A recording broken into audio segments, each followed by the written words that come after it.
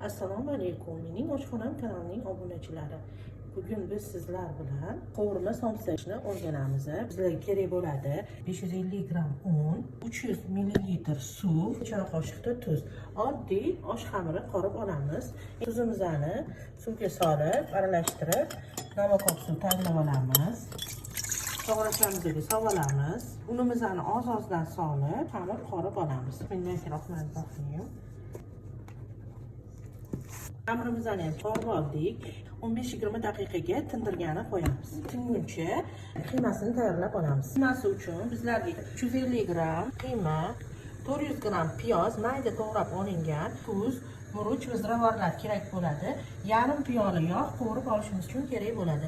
Tovamizga yog'imizni quyib olamiz, qizitamiz, piyozimizni solib, tillarang bo'lguncha qovurib olamiz.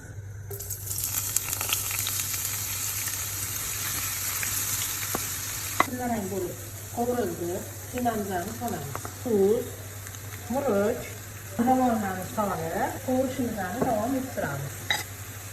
Keyin yaxshilab qovuramiz. Qiymamiz qovurildi, yarim piyola suv solamiz. Suvini past qilamiz, pishguncha dimlab qo'yamiz. Qiymamiz pishguncha xamirimizni yoyib olamiz.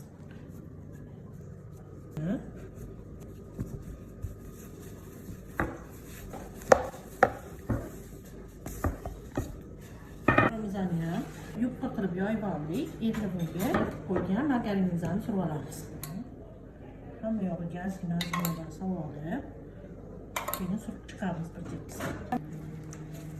Margarinimizni surib oldik. Endi buni margarinni qotguncha qo'yib qo'yamiz, keyin o'raymiz. Margarinimiz ham qotib oldi. Endi xuddi somsaga o'xshab o'rab olamiz. Xamirimizni ham o'rab oldik. Endi dumaloq qilib o'rab, rechlar muzlatgichga qo'yamiz 20 daqiqaga. Qiymamiz ham pishdi. Sovutib, xamir orasiga solib, tugishni boshlaymiz. Xamirimiz ham tindi. Bo'laklarga bo'lib olamiz. Xohlagan katta kichiklikda bo'lib olsangiz bo'ladi. Endi ustilarini bosib chiqamiz. Xamirlarimizni kesib, ustini bosib chiqdik. Endi bularni juva yordamida yoyib olamiz. Somsaga yoygandek qilib yoyaveramiz.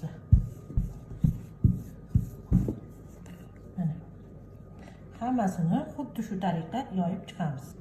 Xamirlarimizni bo'lib oldik. Endi orasiga qiymamizni solib, tugib chiqamiz. Xamirimizni olamiz.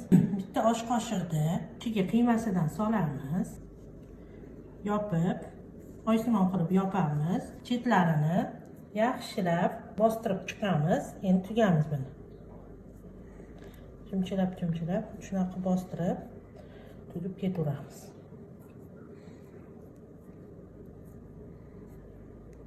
Mana.